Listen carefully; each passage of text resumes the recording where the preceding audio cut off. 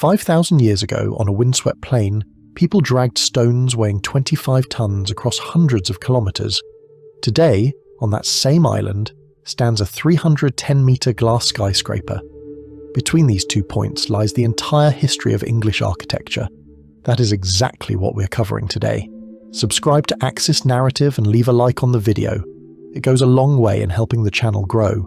Stonehenge is not a single moment in history. It was built and rebuilt over 1,500 years, from approximately 3000 to 1500 BC.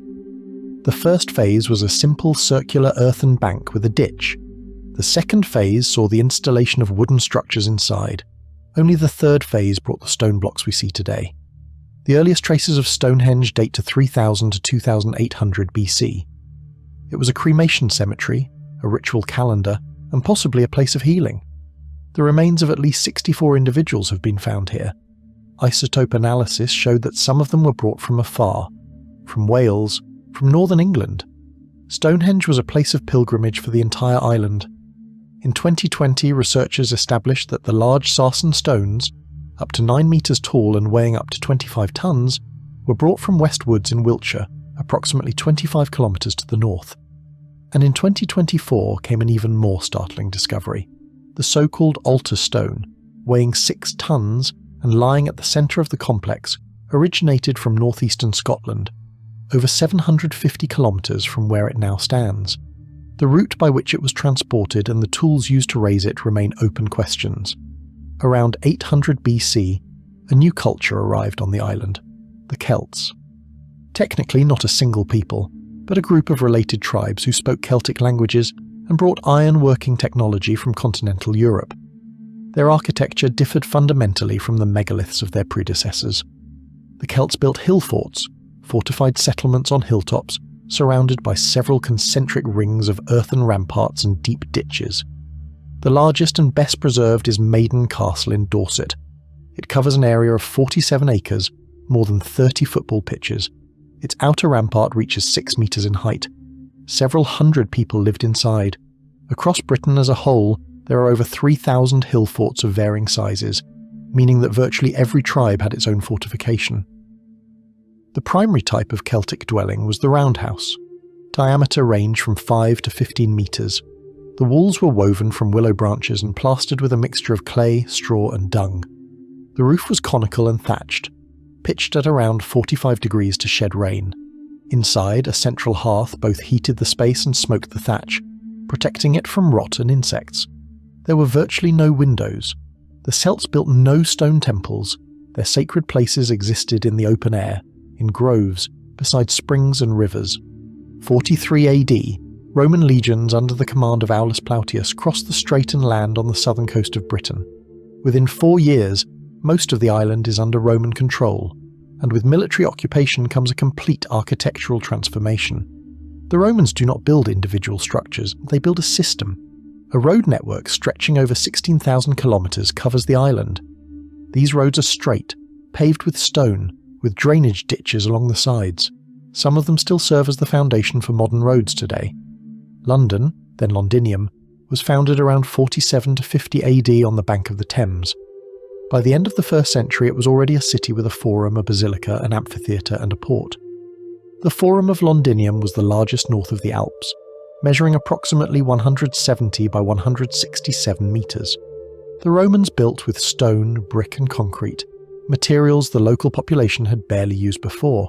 They introduced the arch, the vault and underfloor heating, the hypocaust, in which hot air from a furnace circulated beneath the floor and inside the walls. The best preserved example is the Roman baths in Bath, Aquae Sulis, built in the 1st century AD over natural hot springs. The water temperature is 46 degrees Celsius. They functioned continuously for 3 centuries.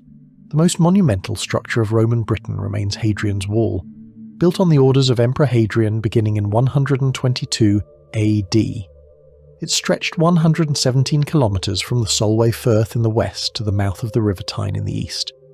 The wall stood between 3.5 and 6 metres tall and approximately 3 metres wide. Every Roman mile, roughly 1.5 kilometres, there was a watchtower. Between each pair of towers stood 2 smaller turrets. Along the entire length were 16 major forts. Construction took approximately 6 years and required the labour of 3 Roman legions, around 15,000 soldiers. In 410 AD, Emperor Honorius formally informed the cities of Britain that they must provide for their own defence. Rome could no longer send legions. This effectively marked the end of Roman Britain. Cities began to empty. The water supply system collapsed with no engineers left to maintain it. Roads became overgrown. The baths went cold. Over the following generations, stone buildings that had seemed permanent were dismantled, their stone reused as building material for smaller structures. A population that had never learned to construct or maintain Roman buildings returned to wood and clay. The level of architectural sophistication on the island fell to a point it had not seen in several hundred years. When the Roman legions left Britain in 410 AD, the island lost more than just an army. It lost its engineers, its architects, the entire system that had sustained civilization. Waves of new peoples arrived from the continent, Angles, Saxons and Jutes, from northwestern Germany and the Danish coastline. They were farmers and warriors, not city builders. They largely avoided Roman towns, partly because they had no idea how to maintain aqueducts and sewers, partly out of superstition. London, which in Roman times had a population of up to 60,000, was almost entirely abandoned. The primary type of Saxon dwelling was the Grubenhaus, a sunken floor structure of 10 to 30 square metres, dug 30 to 60 centimetres into the ground, with a wooden frame and a thatched roof. Inside, a single family lived alongside their livestock during the cold months. Nearby stood the hall, a long rectangular timber building up to 30 metres in length, where the clan gathered, feasts were held and decisions were made. These were the centres of communal life, built not for eternity but for a generation. Everything changed in 597 AD, when the missionary Augustine brought Christianity to Britain. With it came the return of stone construction. The first churches were literally built from the rubble of Roman structures, stones stripped from abandoned baths and forts. By the 8th century, a distinctive style had emerged. Thick walls of roughly hewn stone, narrow tall windows, small semicircular arches above doorways. The finest surviving example is the Church of All Saints in Brixworth, built around 680 AD in Northamptonshire. In the 9th century, Danish raids destroyed monasteries, the primary centres of building culture at the time. The island of Lindisfarne was sacked in 793 AD, and construction effectively came to a halt for several decades. Revival began under King Alfred the Great, who not only halted the Danes but established a network of fortified towns, burhs, positioned no more than 30 kilometres apart, so that no inhabitant was ever too far from protection. The last great Anglo-Saxon building project was Westminster Abbey, founded by Edward the Confessor around 1042 in the Romanesque style. 24 years after his death, the Normans arrived, and England changed forever. In September 1066, William, Duke of Normandy, ferried an army of around 7,000 men across the English Channel. On the 14th of October, at the Battle of Hastings, Anglo-Saxon England ceased to exist. But the Norman conquest was not simply a change of dynasty. It was the most radical architectural revolution on the island since the Romans. The first thing the Normans built on conquered land was castles. Not towns, not churches, castles. Initially of simple construction, a raised earthen mound called a motte, topped with a wooden tower and a fortified courtyard, the bailey under beside it. The Normans raised hundreds of these across England. Within the first 20 years of the conquest, there were over 500. This was architecture of control and intimidation. Every castle dominated the surrounding landscape and reminded the local population exactly who was in charge. Before long, timber gave way to stone. In 1078, William began construction of the Tower of London, a massive rectangular stone keep built from limestone brought over from Normandy. Its walls were up to 4.5 metres thick. Its height reached approximately 27 metres. The tower became the symbol of the new power and still stands today. By the end of the 11th century, the Normans had built over 80 stone castles across England. At the same time, an enormous programme of church construction was underway. The Normans brought with them a continental version of the Romanesque style. Massive walls, semicircular arches, heavy cylindrical columns, minimal ornament. Durham Cathedral, founded in 1093, became the pinnacle of Norman architecture in England. Its naves are covered with ribbed cross vaults, a technical solution that appeared here at this scale for the first time, and which would later become the foundation of the Gothic style. The cathedral is 143 metres long. It took over 40 years to build and is still considered one of the finest Romanesque cathedrals in the world. By 1130, the Normans had rebuilt virtually every major Anglo-Saxon church in England. The Old England had disappeared not only politically, it had disappeared physically, replaced by stonework that still stands today. The Romanesque style of the Normans was an architecture of power, massive, heavy, unyielding. But in the 12th century, builders began asking a different question. How could walls admit more light? The answer to that question gave birth to an entirely new architectural style, Gothic. The fundamental problem with Romanesque cathedrals was that thick walls were necessary to support the weight of heavy stone vaulting. More windows meant weaker walls, and weaker walls meant collapse. Gothic solved this problem with two inventions. The first was the pointed arch. Unlike the semicircular arch, it directs weight downward and outward rather than simply downward. The second was the flying buttress, an external arch support that absorbs the lateral thrust of the vault and transfers it to a separate pier outside the building. Together, these two elements freed the walls from any structural function, and the walls became pure glass.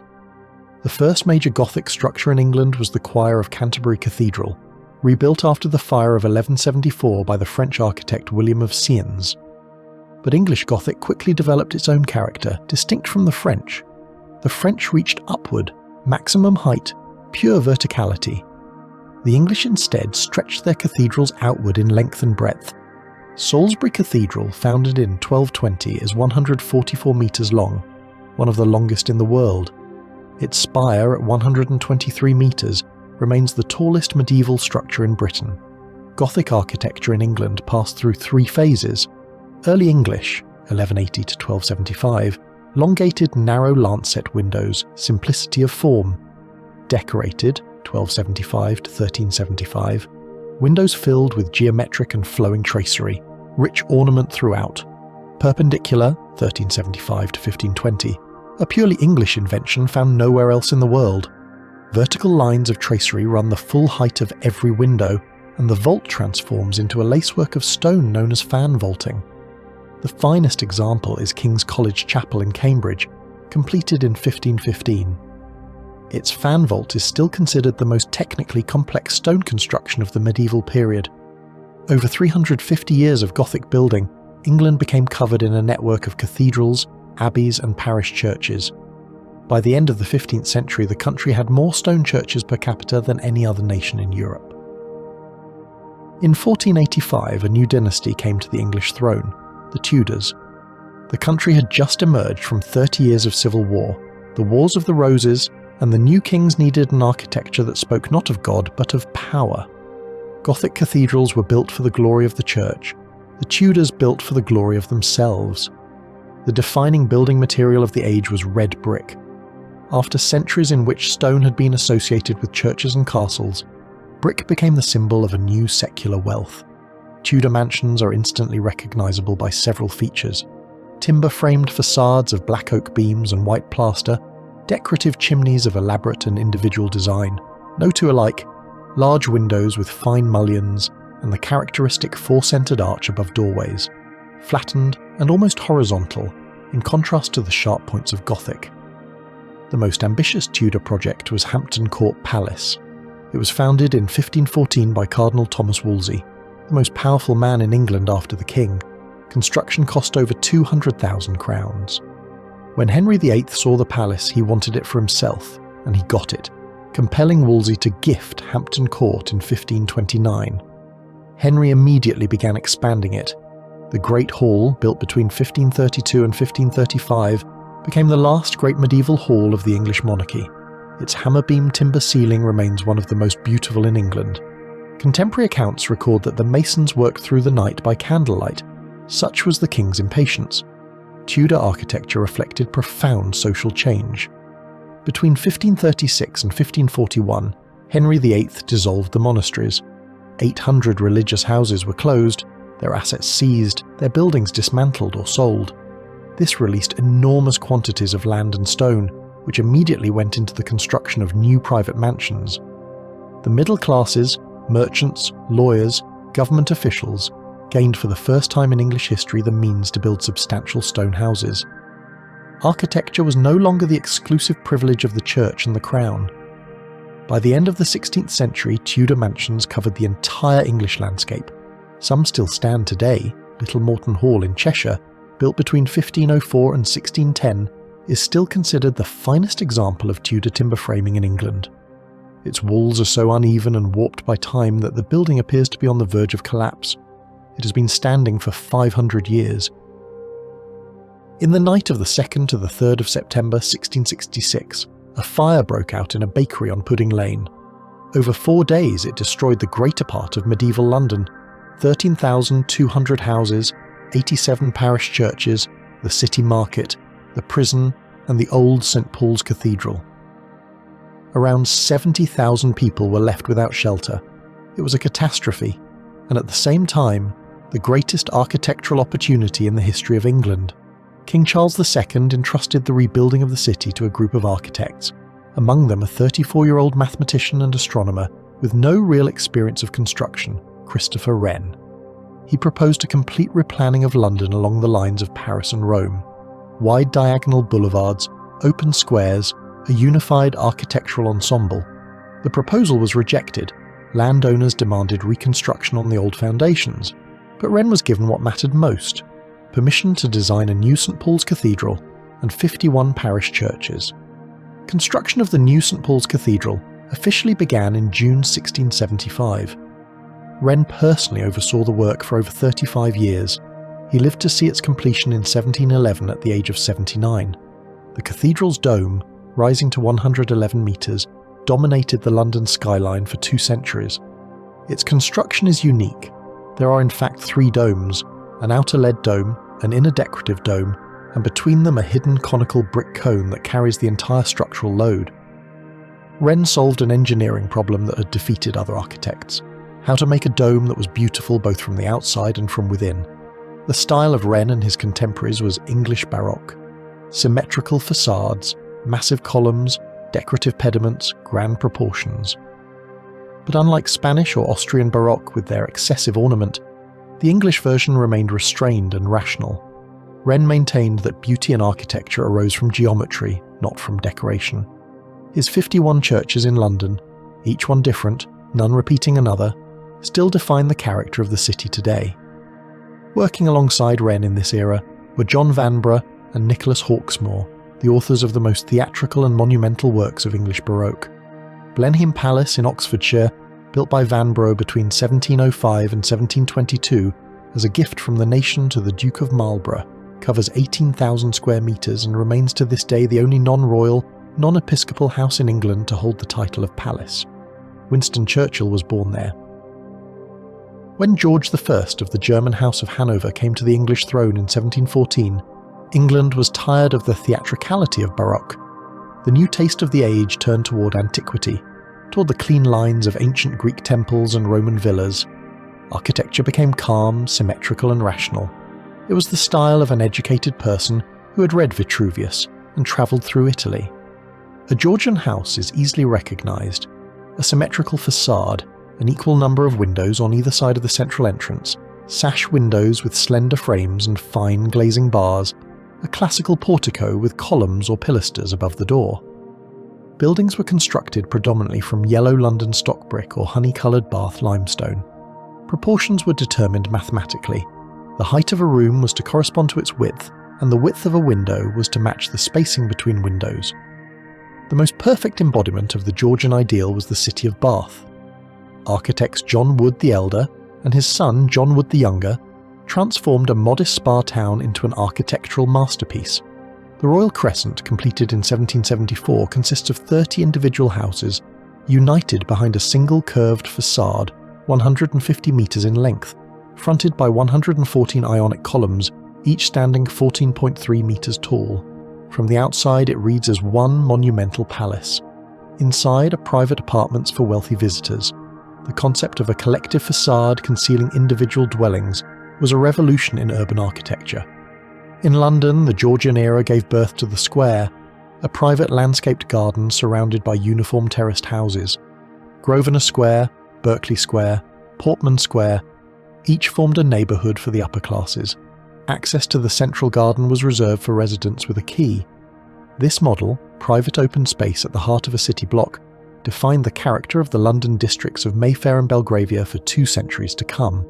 Toward the end of the Georgian era, the architect John Nash, commissioned by the Prince Regent, transformed the centre of London, laying out Regent Street, designing Regent's Park with its ring of gleaming white terraces, and rebuilding Buckingham Palace. For the first time in its history, London acquired a planned urban ensemble, finally achieving what Wren had proposed after the fire of 1666, but what had then been rejected. In 1837, Queen Victoria came to the throne. England was the most powerful industrial nation in the world, and its architecture reflected that with full force. London at the beginning of the Victorian era had a population of around 2 million people. By its end, over 6 million. Such rapid growth demanded construction on a scale England had never known before. Everything was being built simultaneously: railway stations, factories, hospitals, schools, parliament buildings, bridges, sewage tunnels, docks. In the 60 years of the Victorian era, more buildings were constructed in London than in the previous 600 years combined. The defining symbol of the New Age was the Crystal Palace, erected in Hyde Park for the Great Exhibition of 1851. It was designed by a gardener and self-taught engineer Joseph Paxton in just 9 days, inspired by the structure of the giant water lily Victoria amazonica, which he'd been cultivating at Chatsworth. The leaves of this lily could support the weight of a child thanks to a system of radial ribs on their underside. Paxton applied the same principle to a steel frame. The building was 564 metres long, 124 metres wide and 39 metres tall at its highest point. It consisted of 293,000 glass panels, covering a total area of over 90,000 square metres, fitted into a standardised cast iron frame.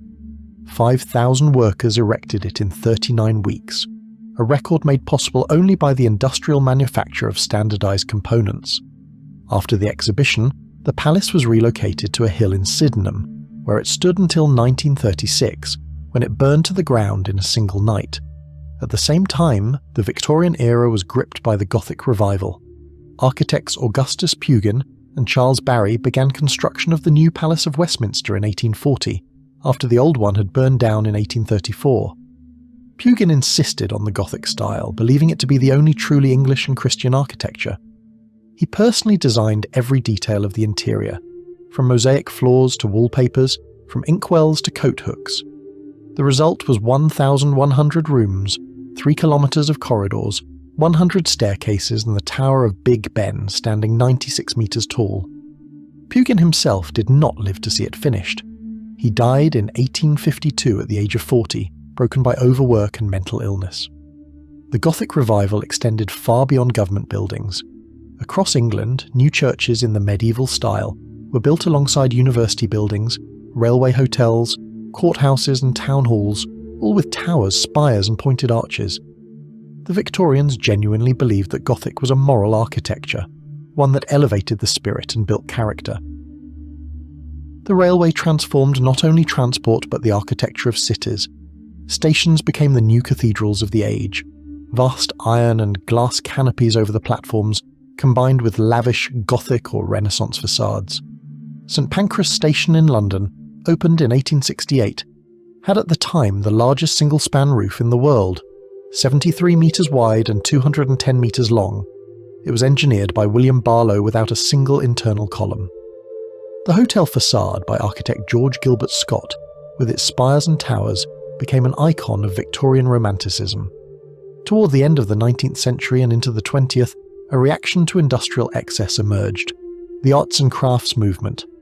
Its leading voice, William Morris, called for a return to handcraft, natural materials in organic forms. Buildings in this manner, red brick, copper roofs, large stone chimneys, hand-finished timber details, were deliberately modest and domestic in contrast to Victorian monumentality.